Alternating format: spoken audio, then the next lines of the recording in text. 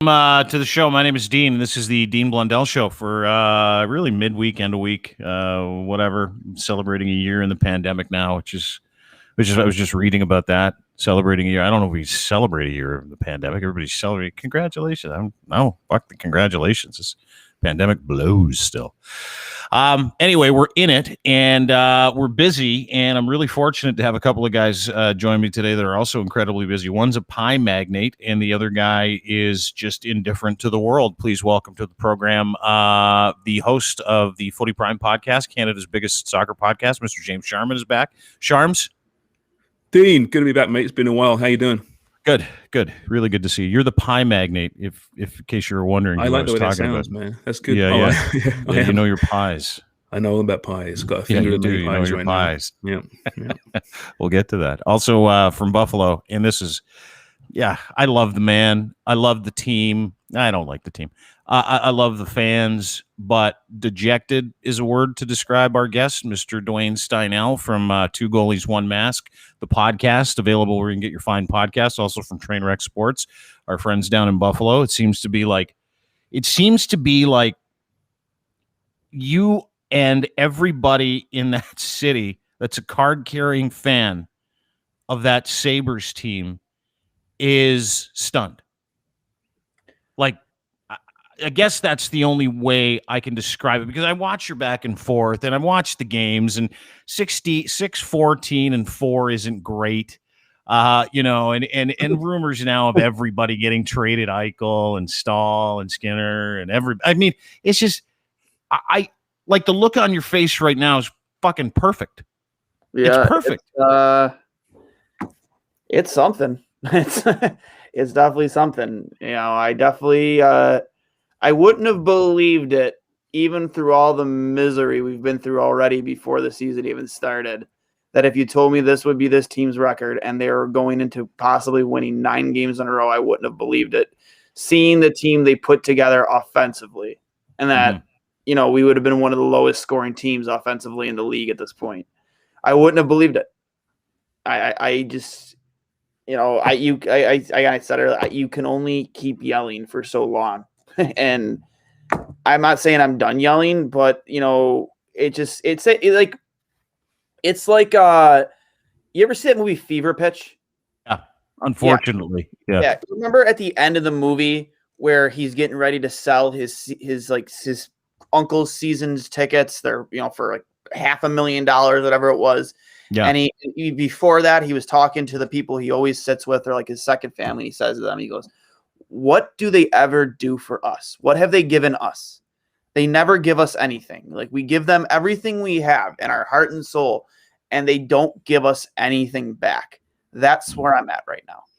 Have you been this low before, Dwayne?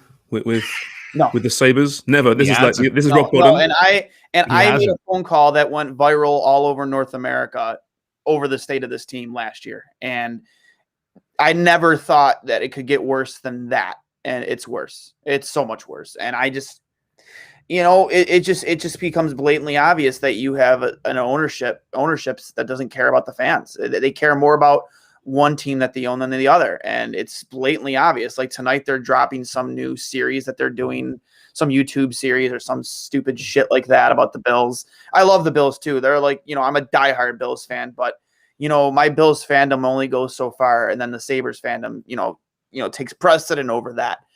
And like in the season, you're a fan. Yeah. But I'm a Sabres fan through and through all year round. I talk about hockey all year round. And it's just like, they're just so happen to be dropping this new YouTube series tonight during the Sabres game. It's like, wow, what a coincidence. Like you're doing it then to divert attention away from what you're doing on the hockey side of things. So like, how convenient. What is the series? I don't care. I love the Bills. I don't care. I don't care. Everything on that side of the fence, the Bills is going fine. Yeah. Everything is fine. Nothing is wrong over there. So why do I have to pay attention to that right now? Free agency hasn't started yet. We're not talking about the draft yet. So why do we care? Why should we care? We have a hockey team that is legitimately the laughingstock of sports, not just hockey, sports. They are making headlines as are the Buffalo Sabres the worst franchise in all of sports? That is what's being talked about. Those are the talking points right now when it comes to this team. And that's so embarrassing. So embarrassing.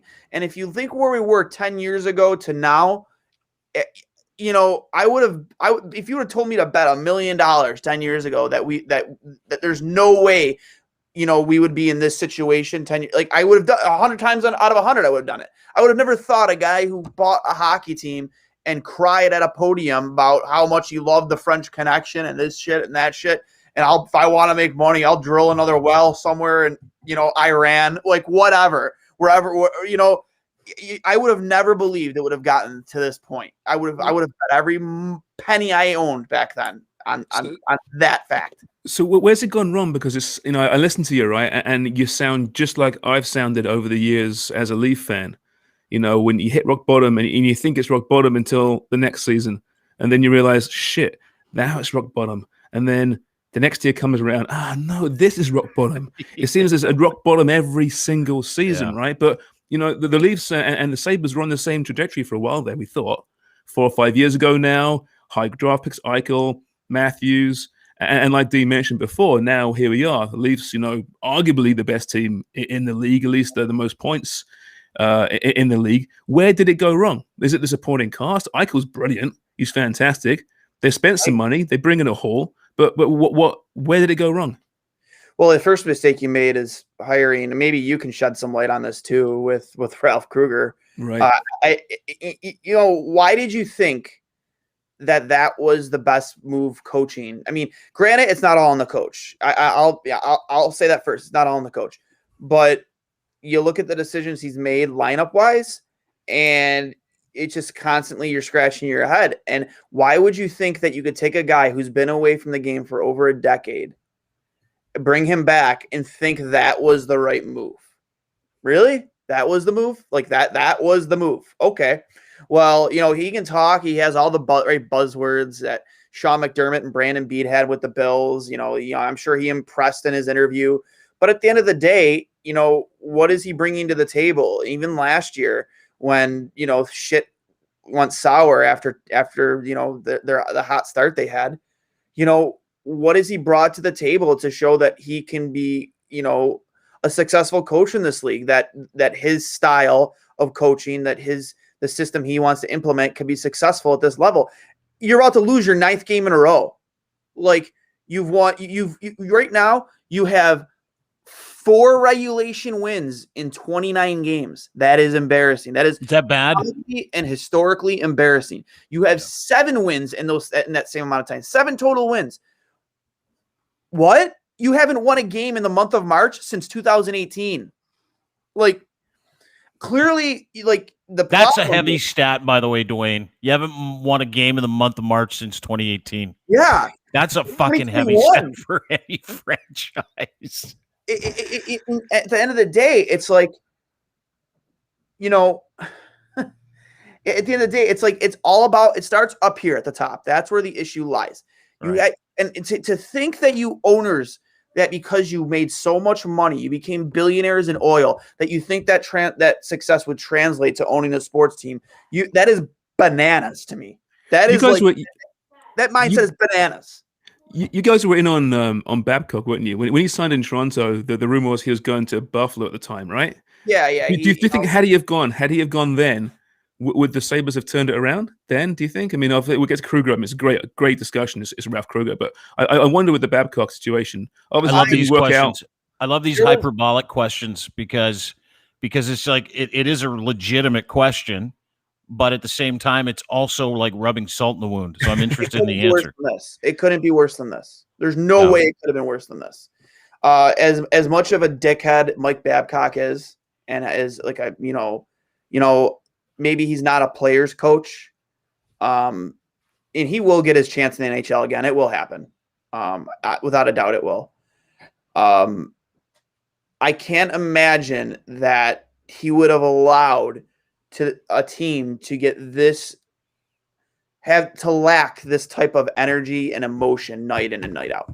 Is that what it is? Is that what it is, Dwayne? Because I watched I watched like probably 5 or 6 Sabres games this year because they have afternoon games. Like right before the Leafs play, there's a Sabres game on. I'm like, fuck, I want to see if the sadness is real between yourself and Darlene Forever, who I follow and we chat from time to time.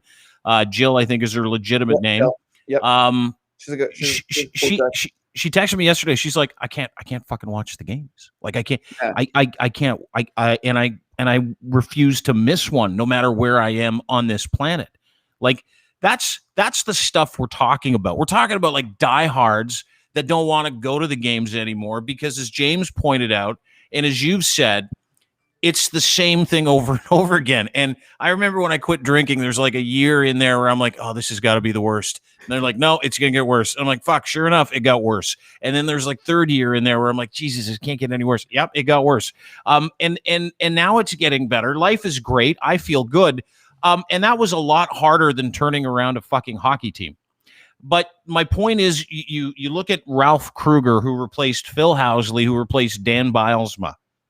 And my question to you is that where coaches go to die? Because it's almost like the Fan 590 of morning shows. Like it's almost the same thing, but with a hockey team. Like no morning show will ever survive that radio station, just like no coach seems to be able to make it longer than 2 or 3 years. Since Lindy Ruff, you haven't had a legitimate head coach for that team. And to James's point, they spend money. Like they tried. They went out and got Skinner. They went out and got Stahl. This year they took a flyer on Hall. All of them have sucked. All of them. So the only thing I point to, once again, is the coach. But can it always be the coach? No, and that's where I said earlier, the onus is the responsibility, the onus does fall on the players too. There's no denying that. Jack Eichel has to be better. Taylor Hall has to be better. Rasmus Dahlin has to be better. But you look at this defensive style that he's like insisting on implementing with this team. It's just like you don't have the type of talent you don't have the type of talent that can play that style of game, that old school Devil style. You don't have that type of talent that can play that new school Islander style, that shut down defensive hockey. You don't have that. Right now you have Brandon Davidson and Matt Irwin on your blue line. What? Matt Irwin's probably some of the worst boots in the league. It's embarrassing to watch. You can't do that. You have a kid in Rasmus Dahlin who literally is electrifying to watch with the puck offensively, and you've literally neutered the best things about his game with it. To be a good coach, in my opinion, you don't force a system on players and expect them to adapt. You should develop your system around the skill set of your players. Jack Eichel is an offensive dynamo. Taylor Hall, offensive dynamo.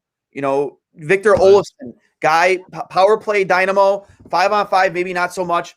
But Sam Reinhart having a great year. He's the only bright spot goal wise on this team. He has 11 goals. But you have it is mind blowing that this team is so much worse offensively than they were last year. Yeah. It is like, wow. How did you do that? Is not even like just pathetic. It's fucking impressive. It is so impressive that you've taken a team that has Jack Eichel, Taylor Hall, Victor Olofsson, Jeff Skinner, Eric Stahl, even as old as he was on pace for 60 points last season, and Sam Reinhart, and you've made them worse offensively than you did last year. That is impressive. Yeah, but that's what happens when you sign a soccer guy to run your club. That's what happens. You see, offense goes down the shitter. Isn't that James? Where was he? He was running like Ralph Kruger was running like Southampton. He was the chairman, and he got there. He wasn't the chairman to start with, and he's obviously a smart guy, and he's obviously like you mentioned before, he's got all the lingo. And he can schmooze with the best of them, Ted right? Lasso. He's a snake oil. He's a snake oil salesman, 100%. Yeah, well, at Southampton, it's hard to judge him at Southampton in the Premier League because you're right there, and I think it was 2014, and that summer was a big fire sale of some big talent at that club, and so he comes aboard as a chairman, and he convinces the manager, a guy called Mauricio Pochettino, to stay for another year or two, and he's a great manager. He was a very forward-thinking, in-demand manager, and he stuck around. Eventually, Pochettino left for Tottenham. I think it may be the next year or the year after now. But regardless, so there's this new chairman. He lost some star players. He loses his star manager, and then it's this rebuilding phase, right? And Southampton then went through managers playing a dismal brand of football. Now, is that Kruger's fault? I don't know, maybe. But Probably. when he left, Saints fans said, well, we just don't really know what happened to the previous 6 years. Is ever 6 years? It's kind of like a forgotten lost 6 years, because can we judge him? Was it his fault these players left? Was it his fault these coaches left? Yeah, I don't know. I mean, he is a fascinating character as far as in the sporting world. How many guys have held such high positions in hockey and in European soccer? I mean, this doesn't happen, right? None. He's the only guy. That's why I'm saying he was fucking Ted Lasso. When I heard he was running a Premier League team, I'm like, you got to be fucking kidding me. They're trying to tank that team. And then I watched Ted Lasso. I'm like, oh my God, it's Ralph Kruger. They did like a whole series about fucking Ralph Kruger.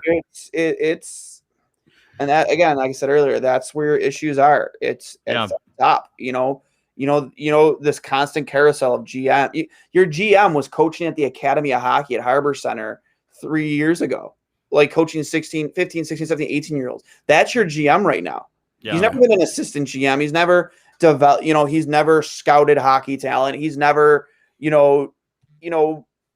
built a hockey team from the ground up, or even at a friggin', I don't even know. That's your GM. That's who that is. Because what? Because the Paculas trust him. That's why he was qualified. And then meanwhile, before all this happened, you had a guy like Rick Dudley who had so much success in Carolina. He's an alumni here with Buffalo. He lives in Lewiston, New York, which is 20 minutes from my house. And he had genuine interest. It was reported he had genuine interest in the job, and it doesn't happen. And it's reported because it's because Kim Pegula didn't want to give up that authority that Rick Dudley would ultimately want. That's your problem. That's your problem. You have a huge ego in ownership who thinks that like they know what needs to be done to get this right, because maybe they look at what happened with the Bills. It's like, oh, we got it right there. Like, no, you got lucky. You got lucky. You got lucky your first time around with the hire that it actually worked out. It was luck. Right. Whereas you hired Dan Bilesma because, okay, he was a name. He's been a successful coach. He has a Stanley Cup ring. Okay, but he still lost his job on a team that had a Evgeny Malkin and Sidney Crosby in their prime. So he still lost his job there, which I feel is hard to do. But I feel like everybody in Buffalo, they like is like revisionist history is like the thing, right? Because you're in eternal purgatory. And I think that it starts with that one sentiment you made about Kim Pegula. I don't know the lady. Maybe she's super nice, but if they can get it right, as you pointed out in Buffalo, right? Or sorry, with the Bills, if they can get it right with the Bills, which they did she have to give up power to Brandon Beane for that to happen? Did she have to allow other people to do their jobs? And is she just not willing to do that with anybody with the Sabres? Because that doesn't make any sense to me. It just seems night and day right now. It seems like they're too hands-on with the Sabres, but they're hands-off with the Bills. They let the people they hired do their job. Whereas the complete opposite with the Sabres. You actually went and you hired people with experience in those positions. They've had previous experience. Brandon Beane was an executive before he came to Buffalo to be the GM. You're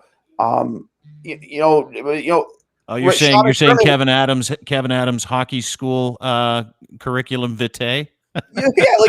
What qualifies? And I'm not upset. I'm not upset with Kevin Adams because it's not his freaking fault. He's not the one that traded Ryan O'Reilly. He's not the one that made the horrendous moves in this organization the past 5 years that have gotten us to where we are. But what experience did he have that qualified him to be a general manager in the NHL? None. He literally had none. None at all. Zero. Zilch. Nada. And he's the GM of the Buffalo Sabres. So you're entering the, one of the most important trade deadlines, in a long time in Buffalo, as far as getting rid of some talent, bringing some futures in, I guess, for a rebuild. But do you want a Kevin Adams making those decisions, right? And if you are the Pegulas, surely you just say, hold off. Okay, Hall aside is a 1-year deal, but hold off until the summer, and maybe we'll bring you someone in beside you with some more experience, because it's a massive offseason as well for this club. Mm-hmm. This offseason is so important. I mean, I would thought last offseason was the more important one, but it's this one for sure. It's it's hey, you have so many pieces, and two of the pieces I see that I think you could really, really benefit from trading, and you can get a lot for trading away, are Sam Reinhart and Victor Olofsson. I think Sam Reinhart is on pace for 40+ goals right now if it was an 82-game season. Yeah, he's got 11 goals, 8 assists. Olofsson's got 7 goals, 11 assists, and then Jack Eichel with a magical 2 goals in 21 games. Yeah, Taylor Hall, 2 goals in 21 games. The impressive thing about that Jack Eichel thing, though, is the fact that this team that doesn't score at all, he still has like 20 points. Yeah, 18. Like that's insanity to me. That he's been playing hurt. The guy's been literally playing hurt since training camp, since the makeshift training camp they did for 2 weeks. Okay, so let me ask you a couple questions about Jack Eichel, because rumors that he's on his way to New York Rangers. He's not going anywhere. He's not going anywhere. Does he want to? Does he need to? Yeah, I can tell you with certainty through people that I'm friends with that are friends with him. Yeah, name names. But that he genuinely wants to stay in Buffalo. That he loves the city. That when the Sabres were on the 10-game heater 2 seasons ago, he loved everything about this city and how much the building was humming every night. But that also doesn't take away for if the things like this are still happening next season, that a competitor like Jack, it won't just become too much. And the other side of that coin is there's no trade that you make in the NHL with any team that gets you the value of Jack Eichel. The only way you get the value of Jack Eichel is if a team is willing to mortgage everything they have. And find me a team right now that is able to do that for one player. I saw a couple scenarios where the Rangers were heavy in on Jack Eichel, and there were a couple that made sense. Jack Eichel is that's not really the concern right now. Obviously it is for you, but I think there's 2 things, right? Do you keep Jack Eichel and continue to try and fucking figure this out in a big bad way, or do you just, again, which is fucking incredible that we're talking about it, blow the thing up and start another rebuild? Right? You're talking about the only 2 guys that have been consistent, scoring on a consistent basis in Reinhart and Olofsson. But, Taylor Hall. I watched Taylor Hall the other day play some hockey, and I watched him trip over the blue line on a clear breakaway. It was at the end of a shift. Everybody laughed at the guy, and I'm like, I don't know what that is. Is that a curse, or is that just the fact that he's just so sick and tired of this shit? And he gave Ralph Kruger a vote of confidence. So you got him. Now, then you've got Skinner. I have no idea what you're going to do with Skinner because his contract is so fucking huge and it is so fucking long. But you have a lot of different players, and you've got a lot of pieces that can get something in return, right? And you've got teams that are going to try to spend to get to the floor, and you've got a bunch of really creative cap people that are trying to figure stuff out. So I'm sure you're going to be able to, but is that what you want to do at this point if you're a Sabres fan? Because, the production from all the money is garbage. I think, what was it, 6 goals out of 33 million? Yeah. In payroll so far this season up until today, and I know they have the Penguins tonight, but that is fucking. I couldn't believe it. I thought Jeff Skinner had scored 3 or 4 goals. He scored 1. I thought Jack Eichel had 6 or 7 goals at least. He has 2. This coach has buried Jeff Skinner, who makes $9 million a season on the 4th line. He plays 8 or 9 minutes. What's that? Jeff Skinner is on plays 9 minutes and he makes 9 minutes. It's crazy. He makes $1 million a minute. That's not. If you look at all the analytics behind Jeff Skinner's game, he is still producing 5-on-5 at a high rate. Expected goals, all that, the analytics. And for whatever reason, Ralph Kruger, who claims to be the big analytics guy, just buries him and says and puts guys like Kyle Okposo up in front of him, who Kyle Okposo shouldn't be in the NHL anymore. I love watching him back check, by the way. It's embarrassing. The game has passed him by clearly, but yet, he gets more ice time than Jeff Skinner. Jeff Skinner can't get the top 6. He gets in the top 6 before Jeff Skinner. Yeah, it doesn't make any sense. 2 years ago, Jeff Skinner, out of his 40 goals, 32 of them were 5-on-5. like the kid has been consistently producing 5-on-5 his entire career, and you can't tell me that he doesn't deserve a crack at the top 6 and more for than one or two periods, because when he does get a chance, it lasts a period or a period and a half. And during that period and a half, they produce a ton of high quality scoring chances. And then he sends them right back down to the 4th line. Like what did Jeff Skinner, like what did Ralph Kruger, like I don't get it. How did Jeff Skinner get in his doghouse, the doghouse Ralph Kruger claims he doesn't have? I don't know. Do you it's weird. It's the weirdest fucking thing ever. I'm a bit of a cynic at times, and I look at sports right now, and I wonder if some owners, some fans, some players are really honest with themselves. If they'd admit that, this is a really, really weird year. It's a strange season. There's no fans in the stadiums and the arenas. Let's just get through this year. And if we're going to be shitty, it's a good year to be shitty, and then try and bounce back next year. I mean, I think there's a lot of that in the fan bases who aren't prepared necessarily to stick with a poor team because you know what? Who cares anyway? It's a pandemic. It's a really odd time for us. Yeah, that's a great point. I wondered that if specifically about the Blue Jays as well, right? Yeah.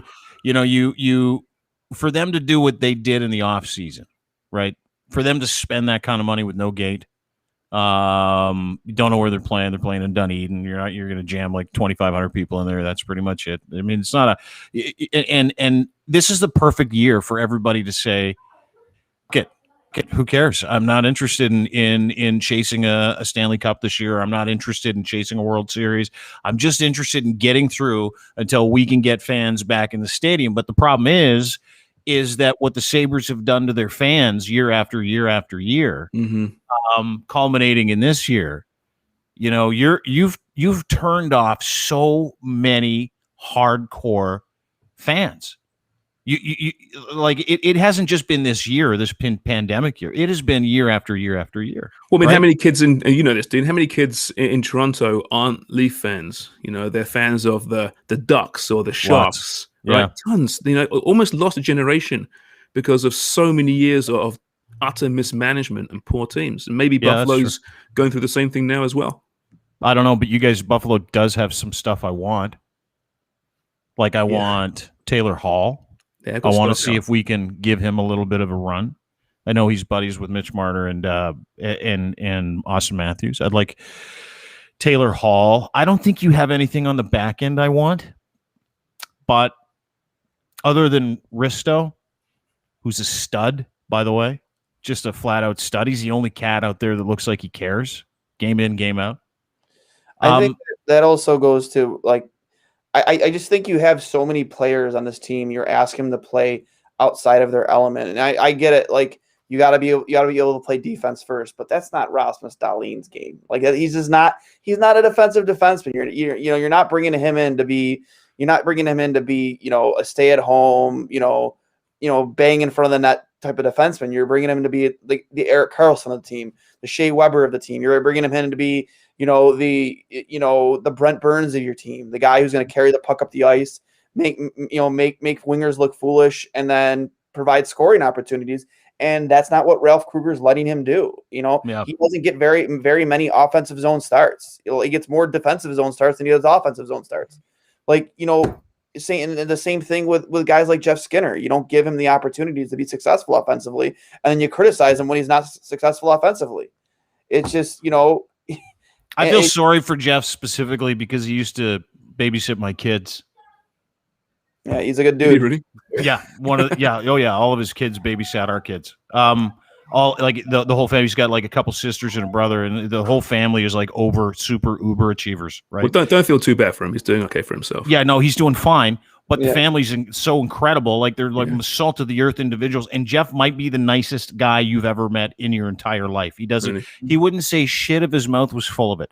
He goes to the rink. He does his job. He comes home in the off season, hangs out and lives with his folks. I know right around the corner. He was my neighbor for years. And I feel from a personal perspective, right? Like I joke around. You say, I don't feel too bad for him. He's getting $9 million a year still just to fucking sit there. But it sucks, right? It sucks. Like he is so fucking tired of it. That much I know. and all he wants to do is play hockey. He's healthy. He wants to play. He's not injured, and no. He like the one thing about Jeff too is like he's always smiling when he's out there. Like he's always smiling. He's always trying to have fun, and you don't see that smile much anymore out on the practice. It's just not there because he's not having fun. I mean, who could have fun when your team just fucking constantly loses? And this goes back to the Ryan O'Reilly dilemma where he lost his love for the game, and people like Paul Hamilton threw as much gas on that fire as they possibly could. The media here in Buffalo. And created this narrative that he didn't want to be here, and that created this narrative that there were issues between him and Jack Eichel when it was completely the opposite. They're like best friends. They're like two of the best friends two teammates could be. Jack watched him win a Stanley Cup in Boston as O'Reilly's guest. They got dinner last time O'Reilly was in Buffalo. They got dinner together. There was no rift between there, but you got guys like Paul Hamilton and the Buffalo media who make it out like there was something. You hate there. that guy, eh? Huh? You hate that guy. You bring him up every podcast. He's an asshole. I'm sure he's a great human being, but it's just, I just, yeah. He was dying on that hill that there was something there that wasn't there. Right. And he created this narrative in the fan base. Maybe even got to the point with management. Whereas, is there something there? Is something going on there? And they even both denied it. There was nothing going on there. But, he died on that hill, and he kept throwing gas on that fire every chance he got. And then he ends up getting traded. And then the guy goes and wins the Stanley Cup the very next year, wins the Conn Smythe. All because he had a moment of brutal honesty when asked a question in the Buffalo locker room. He was just honest. And was he wrong? No. Was there? If you were in Ryan O'Reilly's shoes, a guy who just like Jeff Skinner loves to play hockey, loves it, lives it, breathes it, and all you do is lose. You're asked to be honest, and for a moment you're just honest with the people that are asking you questions. Yeah. I don't blame them. Yeah, it's weird. It's a fucking weird dynamic. And I was watching you guys on Trainwreck the other day. Dwayne does a show with Crossing Swords Pod, I think it's called, with the guys over at Trainwreck, and he does his Two Goalies, One Mic podcast. And what he does, James, is he does these pregame and then two intermissions, right? So they'll go on between first and second and third. And I was watching the game the other night, and it was like 3-1 Buffalo. It was the game against the Flyers, 3-1, 3-2, 4-4. They lose 5-4 in overtime. I think it was at 6-5. I can't remember. 5-4, 6-5? 5-4. Can't remember. Doesn't matter. And I'm watching. I'm like, how do you keep like that? That would be the only time I've watched a game where I'm like, oh, watching the intermission shows will be fun because they've got something to talk about. It's a close game. Like, none of the games have been close. They haven't even been fun to watch. No, but do you remember? And do you remember that, James, when we were when the Leafs sucked ass prior to their rebuild, and I was doing a morning show on the Fan, and they're like, I'm like, what do I talk about this morning? Like, I don't know, whatever. Same old shit, right? It's the same thing, right? Like you can't. There's nothing to make up. There's nothing to make up. It's a lot easier to cover a winning team, that's for sure. Yeah, especially on a daily basis. My God, it just gets to you, right? Grinds you down after a while. Yeah, you're trying to appease the home market. Right. Like look at Dwayne right now. He's a broken man. He's looking down at something.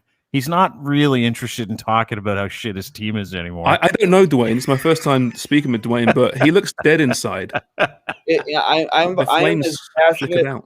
am as a passionate Sabres fan as you will find in Western New York, man. But just going back to the rant, they suck the passion out of you. They suck it out of you.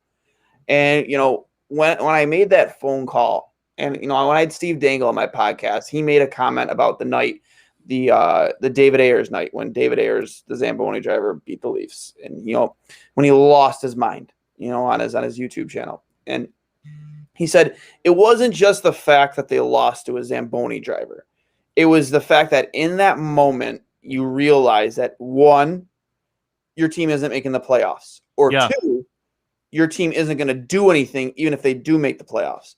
That was the moment that really drove the rant to what it was, because I felt the same way. Is you come to that realization that your team is it's the same thing. You're realizing when playoffs come around, you're not going to be watching your hockey team. You're going to be watching other hockey teams. that you're going to be feeling those same feelings of disappointment. And now you're gonna watch the Leafs. You're gonna watch the Leafs play. You're gonna watch the playoffs. No. Yeah. We should. No, you should. We should watch them together. We should do a watch party in the playoffs for you, me, and no one else. And we'll watch a game. And we should. And I'll record you and your reaction to everything. Like if the Leafs, sweep the first couple round of the playoffs, and you can ask me stuff like, "How does it feel?" I probably won't do that. I love Leafs fans. What's that like? I love Leafs fans. Honest to God, I just hate the Leafs. Yeah, I'll tell you, Dwayne, that don't worry. It can only get better, but it might not, and that's the really sad part, right? And having been where you are right now, it might not get better. This could be the beginning. I'll tell you what. Dwayne Steinell knows exactly how Harry and Meghan feel. Sabres fans let down this morning how Harry and Meghan feel, trapped because you want to love, you got the love, you want to spread the love, but you can't because there's a racist dad in the house. Which dad? It's just what's one of the more disappointing things about it is it's not even just about winning and losing hockey games. It's just the effort on the ice.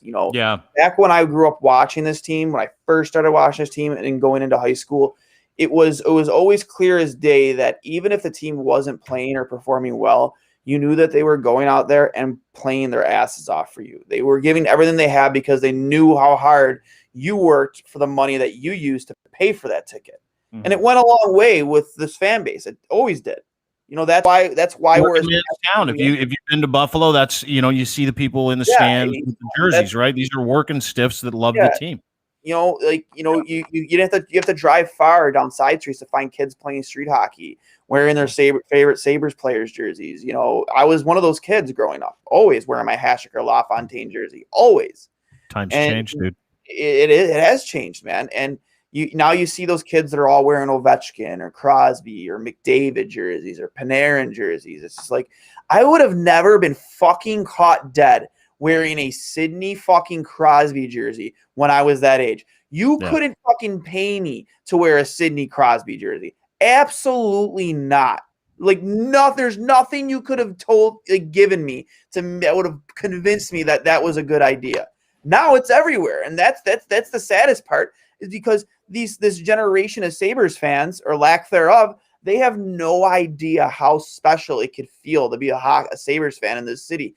That when you go to that arena, that those walls can shake with it's like the atmosphere alone. You see it with the Bills Mafia, but when it comes to hockey, it's just a different animal. And it's just like, we might not be slamming each other through fucking tables, but there isn't a fucking person in that arena, Sabres fans alike, that won't have your back if you're in an alley, when this team is performing well, and just, you're all family, and it's just this bond you have. And growing up for me, it wasn't just about wins and losses. It was like, I was kind of a loner kid. Me and my mom moved around a lot. I didn't develop a lot of long-term friendships when I was a kid. It was tough for me. So the constant thing I had was hockey and the Sabres. So if I saw somebody wearing a Sabres hat or a Sabres, it always opened that door for a possible conversation that might lead to a friendship. And I may look into it too deeply lately, but that's, in reality, that's what it was like for me. And I still have a lot of those friendships because of that team, because of this team and those teams today. I still talk to those people today. And, and because of them, I started playing hockey. And because of them, I now, I transcended into coaching.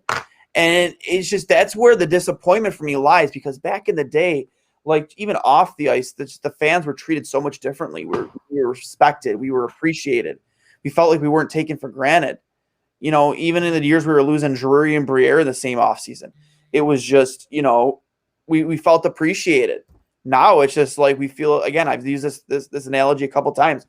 We feel like the redheaded stepchild in the back seat of the car with the windows down in the middle of winter. That's what we feel like, and the Bills are riding shotgun. I had a friend that was a redheaded stepchild, and that's a great analogy. It is, his stepdad treated him like shit. Yeah, that's what it feels like, man, and it sucks. It sucks so much. Yeah, can I ask you something too? when it comes to like disappointment, and I mentioned Harry and Meghan. Did you guys watch the interview? Did you guys? You asked me to, so I did. Yeah, you watched it. It was very eye opening. Okay, so listen. I told James is British. I'm British. You're not. You watched it because you were interested in the topic, right, Dwayne? Yeah. Yeah. He and I could give two fucks. Yeah, honestly, I watched it on afterwards the next day because Dean called me and said, "Hey, Shams, can you come on the show and talk about it?" Yeah, right. I wanted to get a British guy's. I'm amazed. I mean, Dwayne, Americans love the royal family. I don't get it. I don't know why. I can give less of a shit about the royal family. I don't care. I don't give a shit. But it was an interesting, it was interesting to see how corrupt that family dynamic is within that family. That's wild. That oh man, there's dysfunction and then there's royal family. Dysfunction of that family, and then you think back to Princess Diana. My dad made a comment the other night that maybe the conspiracy theory that maybe that was a hit job on her because she was becoming bigger than the family itself. Oh yeah, absolutely. I mean, the Diana conspiracy theories, write themselves, and it might not be coming directly from the Queen or Prince Philip or maybe Prince Philip, but not the Queen. But it's people that run the royal family behind the scenes. And I think that interview, what was really obvious was how they were saying, actually, the Queen's not so bad. She's all right. It's the firm, as they call it, the people around who surround them and actually are running that business. They're the ones to watch out for. They say it's the firm is the crown, but is there a group of old British milk bag weirdo dudes with Sir Topham hats and canes and stuff that protect the crown or protect the institution? Is that the firm? Is that what they're talking about? I really hope so, because it would be pretty cool. My knowledge of the royal family pretty much starts and ends with The Crown, as in the Netflix series. Yeah, which is fucking awesome. If you haven't seen it, it's like one of the greatest shows. It is opening, isn't it? It really is. But it's funny. I entered that interview with my preconceived narrative already set. They're both going to come off looking terribly. They're just self-serving, glamour hunting is all they care about, and the royal family will look bad because they are bad. And after watching that 90 minutes, I have to say, as much as I think Meghan and Harry were very much still self-serving in many ways, I also really think they just wanted to air their grievances and get an opportunity to say, hey, listen, this is kind of crap, what's happening to us right now, the bad press, the tabloid media in the pocket of the royal family, hammering us every single day. I think part of it was them just saying, you know what, enough's enough. This is where we're at. This is actually what happened. And, so I say it's 80% that, 20% self-serving and trying to promote their brand. Yeah. Which not a lot of people would agree with you. They would just point to racism and say everybody's a racist. And I pointed, I don't think a lot of people know this, but the royal family basically invented slavery, right? So it's not like it's a far-fetched. No, it's not, is it? I laughed when I heard, oh, really? There's some racism in the royal family? You're kidding me. I thought straight away, oh, well, clearly it's Prince Philip, right? I mean, that dude's got more skeletons in his closet than. Dude, his family, if you watch The Crown, Prince Philip's family were raging Nazis. They were absolute fucking raging Nazis. And Prince Philip, over the past 70 years since he's been, Prince Philip, has said all kind, he referred to this African guy who was wearing traditional African garb when he was in an African country. He's like, hey, you wearing your pajamas? I'm like, oh my God. Oh yeah, yeah. And then he made the reference to slitty-eyed Asian people. Yeah. And also, there's something about thought it was him. There was something about don't fall into the pot and get eaten, as well in some reference as well. He's got history, and listen, Prince Charles has as many demons as anyone in this earth, I think. And for sure. So whether it's him, who knows? Of course, there was racism, and what I found a bit galling though was I don't know if it's naivety or whether she's completely full of shit. When Meghan Markle comes out and says, I didn't know what to expect. I wasn't prepared for this. Who are you talking to? Everyone was telling you, don't do this. Yeah. You don't know what you're getting into. I mean, who would want that life? I don't get it. Yeah, I would. I still would. I mean, after all the things that I heard and all that stuff, I still want to be a royal. Well, but you'd be totally a complete bastard, wouldn't you? You'd be a complete bastard. I would be. I would be the worst. I would be an awful royal. Absolutely, yes. Get me more of everything. Skipping the lines, getting driven Rainbow everywhere. sherbet. Did it upset your folks? My mom was a little upset. My mom, because my mom's like traditional British. She's still got the thick accent. My dad's Cockney, like you know. My dad's like, fuck those guys. But my mom was like, I can't believe it, really. You know, my dad's just still too busy hammering, you know, COVID, and that's his main point of hate right now. He doesn't really care about the royal family so much. His mum, my grandma, was a huge royalist. Okay, she's turning in her grave right now. I'm sure she is. And my mum, she doesn't care. She's Scottish. I'll just never understand like the point of the royal family. Honestly, I just don't get it. Like tourism dollars. It's just stupid. It's dumb.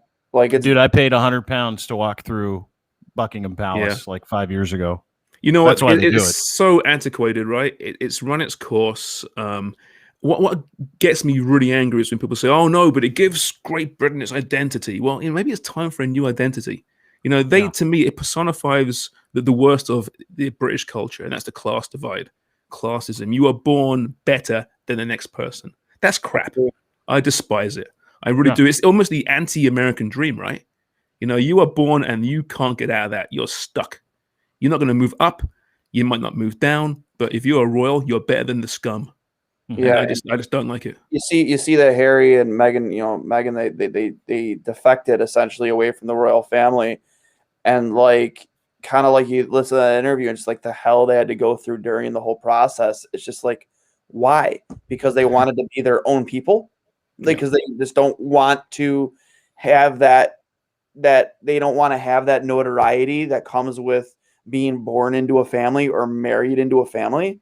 Like, so what? Like, let them go do their own thing. She was a successful actress before all this. Let her go back to acting. Like, I'm sure that's probably one of the things she'll go do at some point. You know, they don't want their kids in this like limelight all the time. That I really think Harry resents it all for what happened to his mum. I really do. You know, I mean, he was young, but he was old enough to remember how he felt.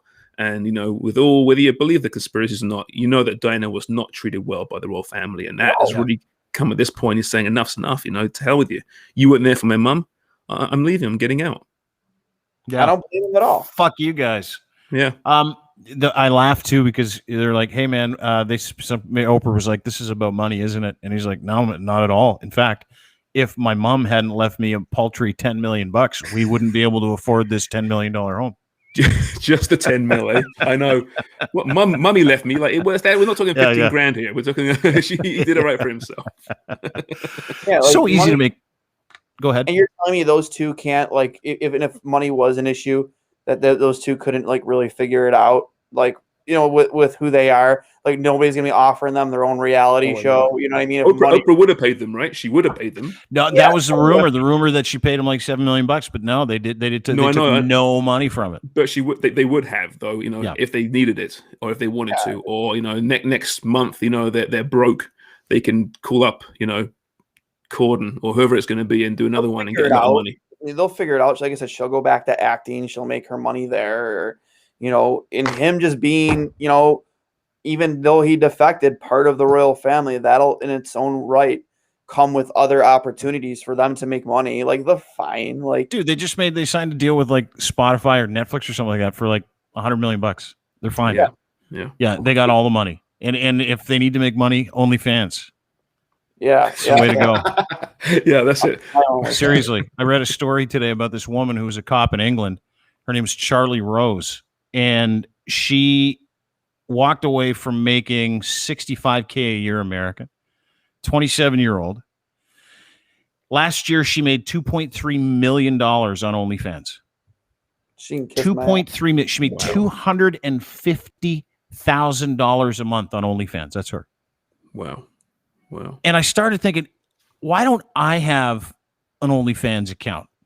Like, why don't we have? She drives a Lamborghini. That's her car. She bought it for herself. So explain to me, Dean, exactly what is OnlyFans. Explain to me exactly what it is. It's a website where people pay like between $9.99 a month and $13.99 a month to put on private shows for people. Okay. What private show am I going to get people? I don't understand. Dude, you know how many people would love to see you get completely naked, get some kind of balm or maybe a nice oil and pour oil all over your hairy body for $13.99 a month. That might be $9.99 a month. $9.99 a month? Yeah. What's the difference? No, there are so many sick fucks out there that will be like, yeah, I want to watch Dwayne Steinell. So, but you pay Dwayne from Buffalo. But you pay for each individual channel, not like for my $10 a month, I'm getting all these channels. I'm getting one. So, like, if you follow Dwayne, let's say we got an account together for Dwayne. No offense, I know you don't want to do it. You don't know that. Yeah. No, but dude, if you did like oily night with hairy guys in April, and all you did was and I'm kidding, I'm not joking. People would pay $13.99 a month to watch you sit and just oil your beard. There are people on OnlyFans that do like beard trimmings. There are people on OnlyFans that have full-on sex. There are people on OnlyFans, big fat guys, skinny, weird-looking dudes, amputees. There are so many different kinks on OnlyFans that you can literally go on there, search for anything you want, subscribe to your kink for like $13.99 a month or $9.99 a month. I think you're being rude, to be honest with you, James, saying that Dwayne would only get $9.99 a month. He looks like a $13.99 a month all day long. You could be right. Yeah. Those that might enjoy that are obviously more economically free than perhaps others are. But $13.99 a month, that's not much. It's a couple of Starbucks, right? Yeah. That's all it is. That's a couple of Starbucks. But listen, dude, you get 100 people paying $13.99 a month. That's $1,400 a month. I'm thinking, what would I do now? This is a great idea. Just like that. Jesus. Well, and the thing is, you don't have to be weird. Like, you don't have to get naked and watch Dwayne oil his beard on his couch. You could do all kinds of stuff. You could do soccer tricks. You could just do you do whatever. I mean, the sky's the limit. I don't think there are any rules either, other than like general human decency. I don't think you have to do a whole lot. Right. So this woman made $250,000 a month. Wow, good for her. And that's all she has to do is go on OnlyFans. That's it. What does she do on her OnlyFans? Is she just like giving like exclusive pictures, or is there video? Like, is it like? I think some clothes come off. I don't know. I don't think there's some sex. She said she doesn't do the hardcore content some people do. So I imagine you can kind of get a little bit of whatever you want. But what is the percentage of channels that are essentially porn compared to just regular dudes doing on OnlyFans? Things? It's got to be 100%. Yeah. I'd say 99.999% of OnlyFans accounts are like, this or worse or better, depending on your perspective. And must you, put a certain number of videos up per month? I don't know. I don't think so. We have a couple of girls that do this, and one girl makes, I think, $4 or $5 grand a month just from doing this. Wow, good for them. Right? Yeah. If you can get past the nudity, Dwayne, it's not a bad idea. I mean, there's worse ideas out there. I can find, if there's a market out there for Dwayne Steinell, I mean, if you can find me that market, I'll do it. I don't care anymore, man. He's given up. He's just gone with life. I don't care. Like, I don't care. Like, people want to see Dwayne the rant guy, oil up his chest hair and talk with his butt. I mean, I'll do it. Yeah. Whatever. Fart a medley of Stevie Wonder tunes, dude. It'd be huge. Yeah, huge. Like, this is what the Sabres have done to Dwayne, James. Man, what a decline! A steep decline for Dwayne. Although he can make a lot of money out of it. So, is it a decline? Is it a decline? We gave him a couple good ideas. He's making $250K a month. That's not a decline. Yeah, he did. That's all right. But he's also making it. He's also so uninterested in talking about the Sabres. He's fixing his fucking remote right now too. You're not wrong.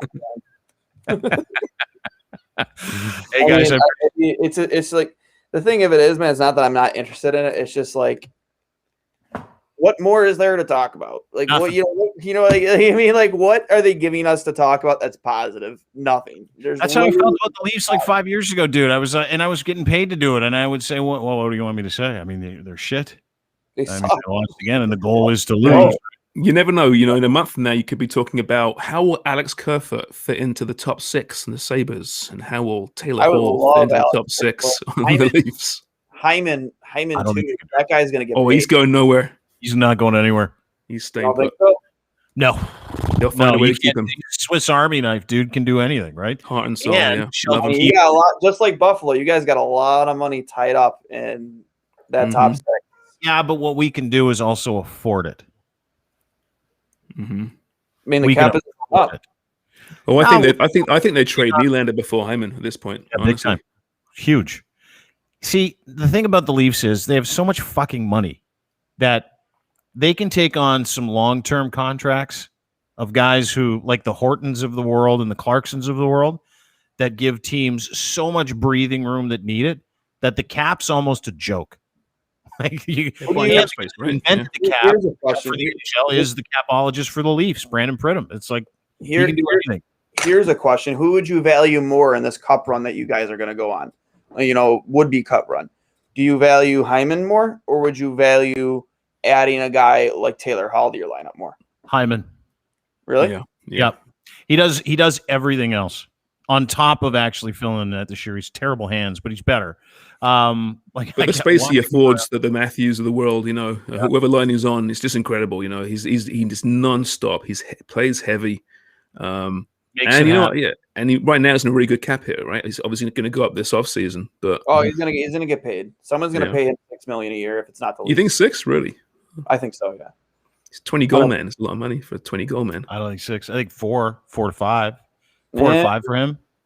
But it's also about the intangibles that he brings. It's not just about the score. It's all about he loves the city so much. He's a Toronto dude too, and his dad's like Mr. GTHL, right? He owns a bunch of minor league hockey it's teams got here, family money, right? And I know the BA will pressure him to get as much as he possibly can, but you can see him taking a hometown discount. Well, he'll sign one of those. He'll sign like the only 15-year deal in Leaf history, and it'll be for like $2 million a year for 15 years. He'll get his $30 million, and everybody will be happy.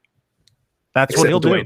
Yeah. Except for Dwayne, because he'll still be getting pissed off, taping up his remote in the middle of a podcast because he's like, I don't want to talk about this shit anymore, guys. Like, I've got nothing else to fucking say. I've got to endure a whole game tonight. Jesus Christ. Penguins don't care. And he hates Crosby clearly already. So. Oh, he fucking hates Crosby. So tonight could be it. Tonight, Dwayne might break. The one guy I could see coming over to you guys from Buffalo, I could definitely see there being a mutual interest in Eric Stahl. I could see him added to your bottom 6. Is he in a 1-year deal? Rumors that he was headed to Edmonton. Mean, it really depends on him. He's got to submit a 10-team list, and and they made a good point. If you're going to be away from your family, kind of separated from civilization and be able to really do anything outside of the rink and where you're living, for this year, what's the point of doing it in Buffalo if you're going to lose when you could go somewhere else and win? Well, you've never been to Edmonton, so before you sell out Buffalo, you should probably go to Edmonton at least once in your life. It's not that great either. No, it's not. I'd rather go to Buffalo than Edmonton, to be honest with you. No word of a lie. Food's better. Yeah, exactly. I think that's pretty much it. Have anything else we want to talk about? Your pies, James? How's the pie business? It's going well. Yeah, it's good. Dwayne, did you know that James now has the biggest pie subscription company in Canada? I'm not sure about that. It might be the only one, though. It might be. Is it really? Yeah. Have you had, because you own something called Charmin's Proper Pies? It's pie subscription, sells pies online. We have 2 stores now too. Actually, we opened up a second store this weekend. Serious? Yeah, and where? Kensington Market in Toronto. If you're open up in Kensington. If you're ever trying to grow into the Buffalo market, hit me up, because I'm always out for looking for another employment opportunity. Absolutely. So, there you go. Yeah, absolutely. There's your Buffalo connection right there, dude. Yep. Not watching any more fucking Sabres games anymore. You won't find a better salesman, I'll tell you that much right now. Seriously, you're saying the Sabres really great at the moment. Outside of Buffalo, he's sick of them. I've been working in sales my entire life, but yeah. Definitely. Oh, dude, they would be perfect. You should get him to sell Charmin's Proper pies. So you get a load of this, dude. Get a load of this. He's got meat pie. He's got chicken pie. He's got chicken balti. Is that correct? Chicken balti, yeah. Chicken balti. He's got We've got a new one coming out. Steak and ale coming out this weekend. Steak and ale. Steak and cheese. Am I missing another one? Yeah, tortillere, chicken pot pie, beef and veg. We got some sweet ones coming out. We got blueberry pie. We got I don't know if you Pecan. blueberry pie. You got a I don't know if pecan you like ever- dessert pies coming out too. Yeah, pecans coming out this Sunday. Pecans out already. Blueberries coming out this Sunday, and then we got a rhubarb and strawberry one coming out soon as well. Oh, give me some of that. Yeah. That sounds terrific. Like I'll Dude, tell you, they're right unbelievable. now, if you've ever, John F. James, if you've ever been to Buffalo, I have, yeah. one thing we take pride in outside of our sports is our food, not just Yeah. chicken wings, our food. Like if you look at really any type of media guy that kind of ranks different areas on food, Buffalo is always near the top of the list in the country. We we take a lot of pride in our food, our hole in the wall places. So I'm being serious. If you ever want to expand here into the city, like let me know. No, I'll be in touch, man, for sure. Yeah, no, expansion south of the border, we've discussed it but in the past for sure. So at some point, I'm sure that will come in handy. Yeah, absolutely. So Sharman's Proper on the Danforth, and then you got Sharman's Proper in Kensington Market, and and it's sharmansproper.com, Sharman's Proper .ca. Sharmansproper.ca. Yeah. So you can subscribe there. And we'll be expanding the delivery zone soon as well. Right now it's in the GTA, but we hope to be going across Ontario in the coming months as well. So yeah, it's coming along. I work for I won't say their name, but I'll Schmepsy Schmeverage Company. We'll say good one. Good one. You really snuck that one by us. I had no idea what you were saying. I'm not going to say it, but I've pretty much been in every large market grocery store in all of Western New York in the last 10 years. I know everybody. Yeah, but do you like pies? I love pie. Oh, do you like meat pie? I've dabbled in meat pie, but I'm always willing to experiment with more meat pies. Okay. Do you like chicken, beef, steak? You've got no problems with any of those flavors? No. Okay. He's good, James. Yeah, I was going to say, man, this could be the start of a beautiful relationship. Eat anything. Yeah. He's got personal pies, 5-inch personal pies for solo portions. I'm just looking at it now. You can order it online. You've got a la carte. They can take care of dinner. What they do is they send you these things in these cool spaceship bags. And then you take them out of the spaceship bag and you brush some butter on top of your pie and you throw it in the oven for like a fucking hour, right? 325 45 to an hour, and boom, there you have it. Saved my life over the pandemic. Do you know how many times I was like late for a podcast and I was like, fuck, okay, just throw in a pie because I had the pie. And my kids love them. They're unbelievable too, like unreal. So yeah, you got to start that in Buffalo. You've been our biggest supporter, mate, from day one. So I appreciate that. We'll get you some more pies this time. Dude, I'll buy the pies. I'm gonna buy the pies. I don't need any free pies from you. I support local business. It's what I do. And now I'm trying to hook up another massive international pie deal. Exactly. Take over Buffalo. Put a smile on their face finally. Absolutely. I'll hook you guys up after so you can exchange information. Well, we're all on the same DM, so you guys can give him the full court press and tell him you want to bring his pies. Yeah, I mean, I think again, an area like Buffalo, Western New York, even that's a great opportunity. Absolutely. Okay, cool. Let's talk. We take a lot of pride in our food. No, I know. Absolutely. He takes a lot of pride. I take 10%.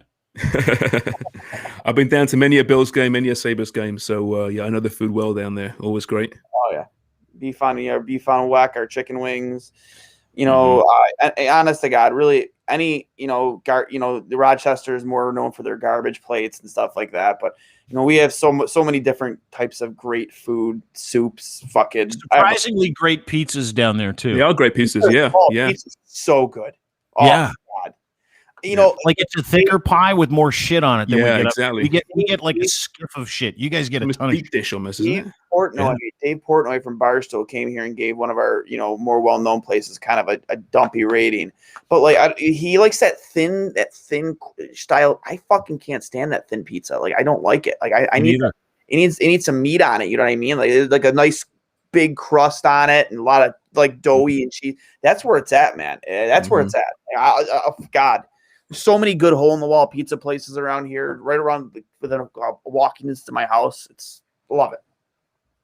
Good. Well, fuck. Now you don't have to eat those because you're going to be eating pie. Thanks for doing this, boy. Pizza pie. Pizza pie. It's in the works. It's in the works.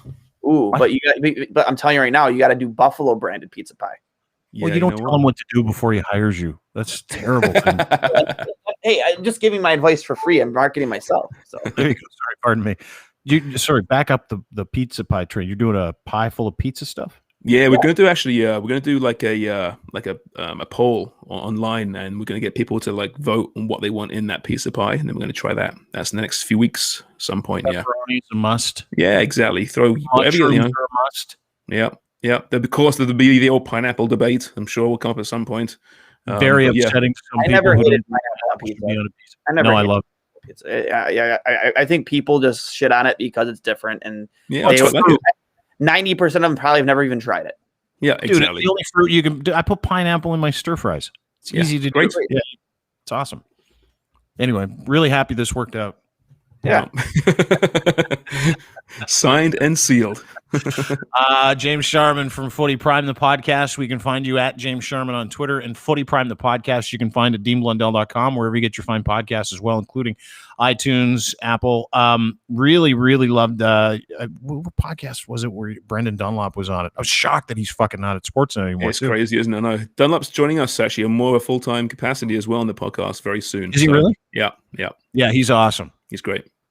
Yeah, he's phenomenal. But Footy Prime is the name of the podcast. It's Canada's number one podcast for soccer. You should go listen to it yourself. Danny Dichio, Brendan Dunlop, Craig Forrest, Dan Wong. Craig Forrest and I share vaping tips online, by the way. We DM each other like, yeah, seriously. I'm like, did you get the stealth vape? He's like, I've had it for 4 years. and we were talking about it the other day. I'm like, we should do a vape podcast because I like talking about vaping. Yeah. I like talking about gadgets and stuff like that. You get a good audience for that, actually. Yeah, that's good. I don't think it go over well. I don't think people would love it. I don't know. You do? Well, until you try it, you got a platform. Why not give it a whirl? But isn't it irresponsible to do a show about smoking? Well, there's shows about drinking, isn't there? Lots. Right. Smoking is frowned upon much more than drinking, though. Well, it's time people like yourself to change that narrative. Maybe I will. People need to move. Great podcast, Footy Prime, the podcast. Charmin's Proper Pies. Go to charminsproper.ca. You can order right now. You can join the Pie Club. I feel like I've been in that for a long time. I was waiting for that comment. Yep. And Dwayne Steinell at Dwayne39, Dwayne S39 on Twitter is where you can find him. His podcast, which is excellent, with his buddy Cully. 2 goalies, one mic, is available anywhere you get podcasts, including iTunes, Spotify, etc., and at DeanBlundell.com. Also a member of Trainwreck Sports, who I love those guys, man. I love the hustle on those guys. They do such a great job. If you want great Bills content all the time, or if you're interested in the Buffalo scene, they do an awesome job. So appreciate you being here. Say hi to Ty and everybody for me. Absolutely. I was actually just texting Ty now, so I'll let him know. Okay, pal. I'll talk to you guys soon. Thanks so much. Thanks, guys. James Sharman, cheers. Dwayne Steinell. Appreciate both of you guys being here. Thanks to our partners and friends, including Domination. Dominate your content with your content. Go to domination.com, DMNTN.com. If you want to try producing content and doing stuff like this and you've got no way of getting your shit out, they'll do it for you. 80 pieces in like 5 minutes, 70 pieces in 3 minutes. When I say pieces, I mean like promos, content, little movies, videos, music. They help you edit your shit, and they're unbelievable at it. And it's AI. It's the way AI is, right? You put something in an AI and it spits it out, and you're like, man, that would have taken a human so much longer. Domination.com, DMNTN.com. Try it today. Ed's Fine Imports. Go to Ed's Fine Imports right now. He's got some Gitch luxury branded underwear, which you can wear right now. I've got a pair right here for you. These ones are red, medium, a little small. For me, not that small, but smaller.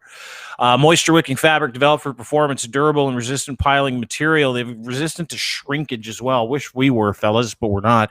But they've got this nice pouch in the front. That's what you're seeing here. Nice little pouch in the front. And then their boxer briefs. Super comfortable. Go to edsfineimports.com. Use promo code GITCH3. Get your Gitch from edsfineimports.com. He'll give you an extra pair of Gitch for free if you use promo code GITCH3.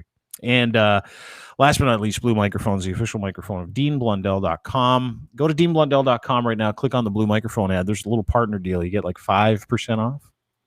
5% off when you order your microphone. 5%. It's a good deal. Some of these microphones, like this Yeti X, affordable, but you want to save 5% where you can.